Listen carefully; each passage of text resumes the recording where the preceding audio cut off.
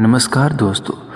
भारत एक ऐसा देश है जहां प्राचीन कला से ही आध्यात्मिक और संतों की परंपरा ने समाज को दिशा दी है। संत आज समाज के लिए मार्गदर्शक, गुरु और आध्यात्मिक प्रेरणा माने जाते हैं। लेकिन आज के समय में संतों की छवि में कई बदलाव आए हैं। आज हम बात करेंगे भारत में संतों की वास्तविकता, कैसे कुछ संत समाज को रोशनी दिखाते हैं जबकि कुछ अपने विवादों के कारण सवालों के घेरे में आ जाते हैं। लेकिन वीडियो स्टार्ट करने से पहले आपसे एक निवेदन है कि अगर आपने हमारा चैनल सब्सक्राइब नहीं किया है तो कृपया चैनल को सब्सक्राइब करें, बेल आइकन को दबाएं और जितना ज़्यादा से ज़्यादा हो सके वीडियो को शेयर करें।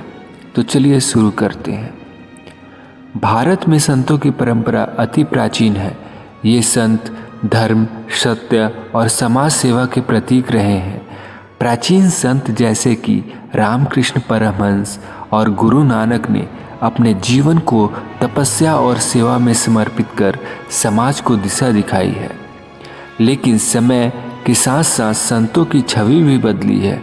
आज हम देख रहे हैं कि कई संत जहां अपने आध्यात्मिक कार्यों से समाज को नई दिशा दे रहे हैं, वहीं कुछ विवादों में फंसे हैं और उनकी प्रतिष्ठा पर प्रश्न चिन्ह लग गया है।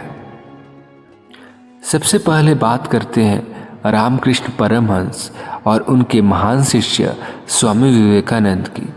रामकृष्ण परमहंस एक ऐसे संत थे जिन्होंने अपने जीवन को पूरी तरह ईश्वर के समर्पित कर दिया और साधना में समर्पित कर दिया था।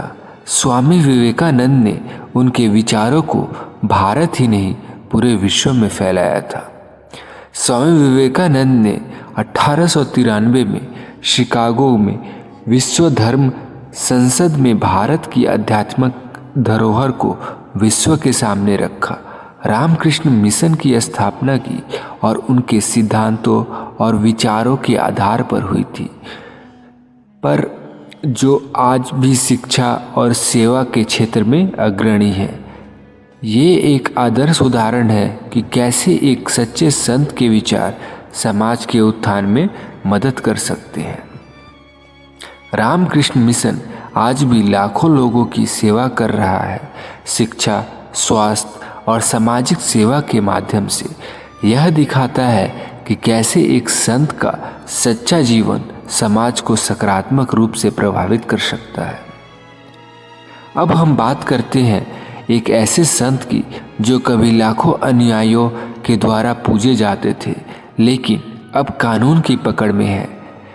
जी हाँ, आसाराम बापू, एक प्रसिद्ध संत जिनके प्रवचन और आश्रम दुनिया भर में फैले हुए थे।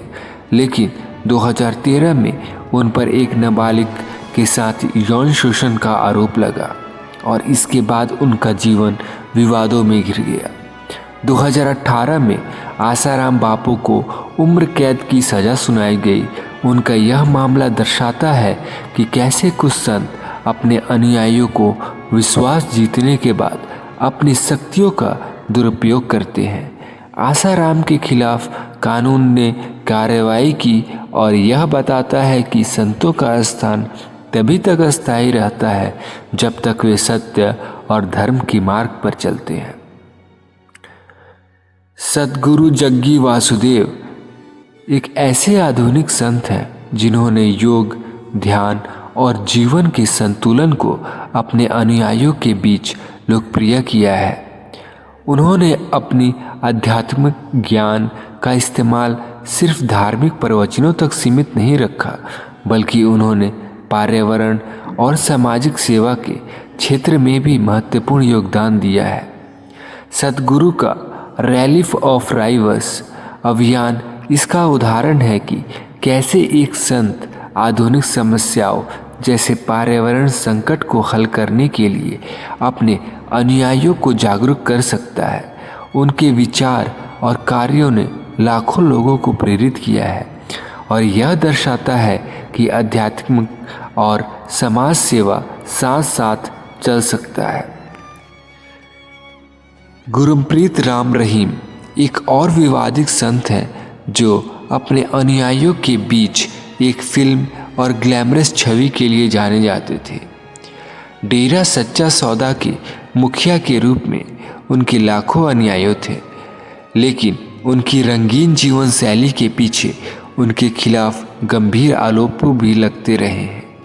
2017 में उन्हें 2 महिलाओं के साथ बलात्कार के मामले में दोषी पाया गया और 20 साल की सज़ा सुनाई गई। उनका मामला यह दर्शाता है कि कैसे कभी कभी संतों के आड़ में कुछ लोग अपने अनुयायियों का दुरुपयोग कर रहे हैं और समाज में गलत संदेश फैला रहे हैं। तो भारत में संतों की परंपरा बहुत गहरी है। कुछ संत ऐसे हैं जो आज भी समाज के उत्थान के लिए अपना जीवन समर्पित कर रहे हैं, जैसे कि सद्गुरु या रामकृष्ण मिशन के कार्यकर्ता। कहीं कुछ ऐसे संत भी हैं जो अपनी शक्ति और प्रतिष्ठा का दुरुपयोग कर समाज को भ्रमित करते हैं। हमारे लिए यह जरूरी है कि हम सतर्क रहें और यह पहचानें कि सच्चा संत वही होता है जो सेवा, प्रेम और सच्चाई के मार्ग पर चलता है। आध्यात्मिक का वास्तविक उद्देश्य हमारे अंदर शांति और जागरूकता लाना है, और सच्चे संत वही होते हैं जो समाज को सेवा में अपना जीवन समर्पित करते हैं। अगर आपको यह वीडियो पसंद आई हो तो कृपया इसे लाइक और शेयर करें। हमारे चैनल को सब्सक्राइब करें ताकि आप ऐसे ही वीडियो देख सकें। धन्यवाद।